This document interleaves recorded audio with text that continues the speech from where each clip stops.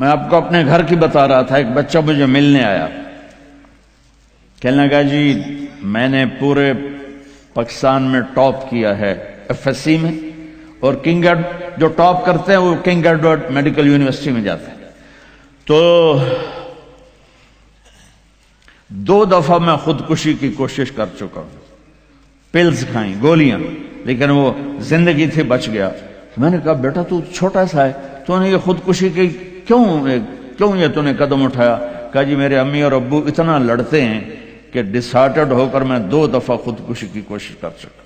ماں اور باپ کی لڑائی نے اتنے بریلینٹ قابل بچے کو مرنے پر مجبور کر دیا۔ کوئی بھوک نہیں تھی، سوکھے تھے، اچھا خوشحال گھرانہ تھا، لیکن خامد بھی بد زبان، بیوی بھی بد زبان، تو بچے خودکشی پہ آ گئے۔ بھائیو اگر آپ اپنے آپ کو خوبصورت بنانا چاہتے ہو، دیکھو میں ہاتھ جوڑتا ہوں، سب دیکھو اس زبان پہ قابو پالو۔ یہ زبان خوبصورت ہو گئی، دل جڑ جائیں۔ بہ گئی امام فتوی نہ ٹھوک دو۔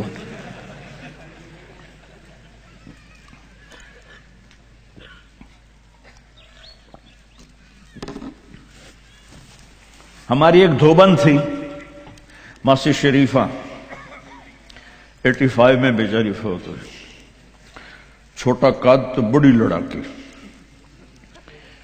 تو وہ ایک دن آئی میری بہن کے پاس، کہنے کہ بی بی اے میری نوواں بڑیاں لڑدیاں میرے نال، 4 بیٹے تھے 4 بہن، تو میں نے کوئی تویز دے 4 میریاں نوکر بن جاؤں۔ میری بہن کو تو پتا تھا کہ لڑدی تھا آپ، تو اس نے نا اسے کاغذ پر کچھ لکھا کے نا یوں کر کے نا اسے تعویذ کو رول کر کے، کماسی شریفہ اے تعویذ ہے بڑا سانپ کے رکھڑ آنا، جب تیری لڑائی ہونے لگے تو نے یہ تعویذ ایتھے رکھ کے چک مار دینا ہے۔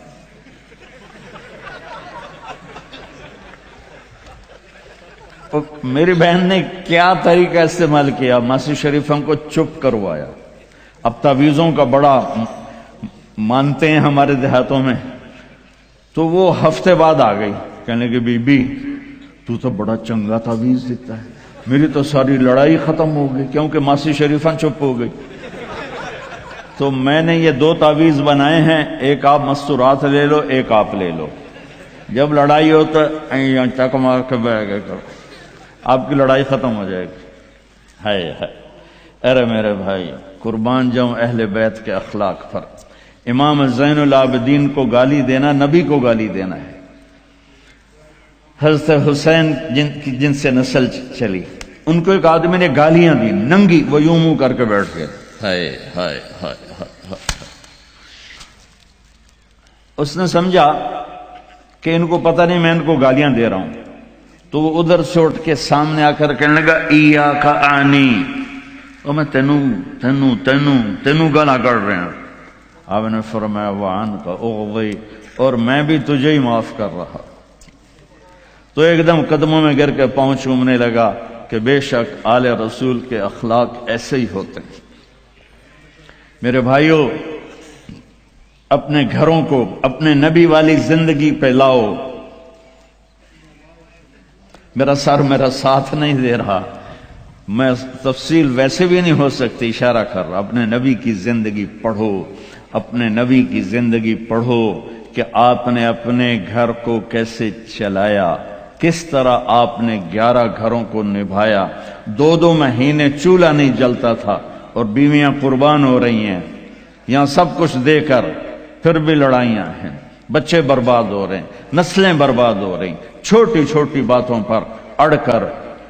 ہمارے استاد صاحب تھے مولانا جمشید صاحب، وہ ہمیں بہت زیادہ سبق میں فرماتے تھے، جو ہار مان جائے گا وہی جیت جائے گا۔ ہار مان جایا کر، جھک جاؤ، جھک جانے۔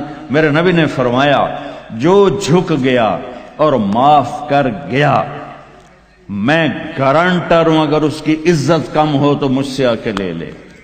جو معاف کرے گا اللہ اس کی عزت بڑھا دے گا، جو بدلہ لینے پہ آئے گا پورے گھر کو توڑ کے رکھ دے گا۔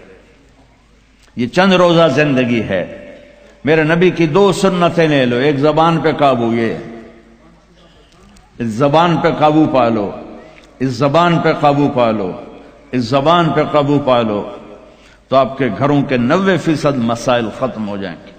اور دل کو سب سے صاف رکھو، اور اپنے ایک دوسرے کا ہاتھ بٹھاؤ، اپنے بچوں کو اپنی دولت سمجھو، ان کو یہاں اچھا مسلمان بنا کے چھوڑو۔ اب یہ نسل یہاں رہنے والی ہے، واپس نہیں جائے گی، نہ تم جاؤ گے نہ تمہاری نسلیں جائیں گی۔ ایک پٹھان کوئی بیٹھا ہو تو پہلے معافی مانگتا ہوں، تو ایک پٹھان کا خرگوش گم ہو گیا، تو لوگوں نے افسوس کیا کہ خان جی آپ کا تو خرگوش گم ہو گیا، تو وہ کہنے لگا ارے بھائی غم نہ کرو، ہم نے اس کو نسوار کھلایا ہوا ہے، جب نشہ ٹوٹے گا ہمارے پاس ہی آئے گا۔ تو تمہیں آسٹریلیا کی نسوار لگی ہے، تم پاکستان واپس جاؤ گے؟ نہیں جاؤ گے، ادھر ہی رہو گے۔ لہذا یہاں اس طرح زندگی سیکھو کہ آپ کی نسلیں اسلام پہ باقی رہیں۔ میں اس ایسے اداروں پر محنت کرنے والوں کو سلام پیش کرتا ہوں، فضیل صاحب کو، عاصم کو اور وسیم کو، اور اس طرح جتنے بھی کوشش کر رہے ہیں۔ دارالعلوم گیا تھا، وہاں دیکھا تھا، جیسے ابھی اب انہوں نے اعلان کیا، ابھی ہر جگہ جب تم نے رہنا یہاں ہے تو یہیں خرچ کرو، یہاں ڈھونڈو کون زکوٰۃ کا مستحق ہے، اس کو زکوٰۃ دو، یہاں ڈھونڈو کون ضرورت مند ہے، وہ غیر مسلم بھی ہے تو صدقہ دو، زکوٰۃ مسلمان کو ہے، صدقہ دو، اوپر دو۔ زکوٰۃ دینے سے آدمی سخی نہیں بنتا اور بخیل بھی نہیں رہتا۔ رات بھی ان کے سکول آیا تھا تو یہ میں نے قصہ سنایا تھا کہ زکوٰۃ دینے والا ایک ہوتا ہے نا مرد، ایک ہوتی ہے عورت، ایک درمیان والا کون ہوتا ہے؟ وہ دسو، خسرا۔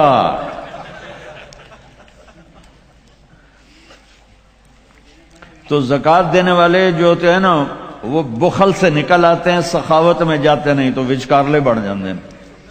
تو صدقہ بھی دیا کرو۔ خسرو پرویز ایران کے بادشاہ کے پاس ایک آدمی مچھلی لایا، اس کو بڑی پسند آئی تو اس نے شاہی جوش میں کہا 4000 درہم دے دو۔ بہت بڑی دولت تھی، جیسے $4000 سمجھو ایک مچھلی۔ تو اس کی بیگم نے اس کے کان میں کہا یہ کیا کیا ہے؟ دربار تھا، تو 4000 تم ایک مچھلی پہ دے رہے ہو تو خزانہ خالی ہو جائے گا، واپس لو اس سے پیسے اور مچھلی واپس کرو۔ انہوں نے کہا میں بادشاہ ہو کر پیسے کیسے واپس لوں، یہ تو ہو ہی نہیں سکتا۔ انہوں نے کہا میں بتاتی ہوں، تم اس کو بلا کے پوچھو بھائی یہ مچھلی کیا ہے، نر ہے یا مادہ؟ وہ کہے گا نر ہے، تم کہنا ہمیں مادہ چاہیے تھی، یہ تمہاری مچھلی، ہمارے پیسے دو۔ اگر وہ کہے یہ مادہ ہے تو تم کہنا بھائی ہمیں نر چاہیے تھا، یہ تمہاری مچھلی، ہمیں پیسے دو۔ ہاں ہاں ہاں، کب ہے اس کو بلاؤ بلاؤ بلاؤ بلاؤ۔ وہ باہر نکل گیا تھا، اس کو بلا لیا۔ او بھائی یہ مچھلی نر ہے یا مادہ؟ وہ کوئی پیو دو پتر اسے کہ صحیح ہے ہی جڑا ہے، یہ نہ نر ہے نہ مادہ۔ انہوں نے کہا 4000 اور دے دو۔ تو میرے بھائیو، آسٹریلیا، اگر آپ کے پاس پاسپورٹ ہے تو یہ آپ کا ملک ہے، یہ آپ کا دیش ہے۔ میں آپ کے سامنے ہاتھ جوڑتا ہوں، اسلام پہ حرف نہ آنے دو، جھوٹ نہ بولو، دھوکہ نہ دو، فراڈ نہ کرو۔ یہاں کی لڑکیوں سے اس لیے شادی نہ کرو کہ کاغذات بنانے ہیں، یہ دھوکہ ہوگا، فراڈ ہوگا۔ اور میرے نبی کا فرمان ہے، میرا امتی ہر گناہ کر سکتا ہے، دو کبھی نہیں کرے گا، ایک جھوٹ کبھی نہیں بولے گا اور ایک دھوکہ کبھی نہیں دے گا۔ آپ میں جو تاجر بیٹھے ہوئے ہیں ٹیکس نہ بچاؤ، جو جابین ہیں ان کا ٹیکس تو اپنے آپ کٹ جاتا ہے، لیکن یہ جو تاجر ہیں یہ ہیرا پھیری کر کے ٹیکس بچاتے ہیں۔ تو میں آپ کے سامنے ہاتھ جوڑتا ہوں، سچائی پر پیسہ قربان کر دو، پیسے پر سچائی کو قربان نہ کر دو۔ اگر تمہاری کمائی 1 لاکھ ہے تو 1 لاکھ شو کرو اور اس کو جتنا ٹیکس بنتا ہے ادا کرو، اللہ تمہیں پتہ نہیں کہاں کہاں سے دے گا۔ دیکھو یہ لوگ آپ پہ لگاتے ہیں، آپ پر خرچ کرتے ہیں، آپ کا ہر سہولت کا خیال کرتے ہیں، آپ اسلامی ملکوں میں 50 سال بھی گزار دو تو آپ کو پاسپورٹ نہیں دیتے، آپ 4 سال گزارتے ہو آپ کو پاسپورٹ دیتے ہیں، آپ کو برابر حقوق دیتے ہیں، آپ ان کو دھوکہ دو، کسی کو بھی دھوکہ دینا حرام ہے، اور جو اتنے خیر خواہ ہوں ان کو آپ دھوکہ دیں اور ٹیکس بچائیں، کیا کرو؟ شادی پہ لٹا دیتے ہیں، شرابوں پہ لٹا دیتے ہیں۔ رزق حلال، شرابیں نہ بیچو، رزق حلال کماؤ، اللہ سے مانگو کہ اللہ میں توبہ کرتا ہوں میرے لیے راستہ نکال، اور پھر اس کی کوشش کرو اللہ راستہ دے دے۔ آپ ان کے ساتھ، وہ انگریزوں کے دور میں نا دلی میں ایک وہ پک پاکٹ والا تھا، جیب کترا، تو اس کا چیلا شام کو 2 روپے لے کر آیا، تو اس نے اس کو تھپڑ مارا کہ صرف 2 روپے سارے دن میں؟ انہوں نے کہا استاد جی آج ایک بڑا مال چرایا تھا، ایک انگریز کی جیب کاٹی تھی، لیکن 4 قدم چلا تو مجھے خیال آیا سبحان اللہ کہ اگر قیامت کے دن عیسیٰ علیہ السلام نے میرے نبی کو گلہ دے دیا کہ آپ کے امتی نے میرے امتی کی جیب کاٹی تھی تو میرے نبی کو شرمندہ ہونا پڑے گا، تو میں نے وہ پیسے اس کو واپس کر دیے، اور یہ 2 روپے اپنے دے کپے، تو اس نے خوش ہو کر اس کو 10 روپے انعام دیا۔ تو بھائیو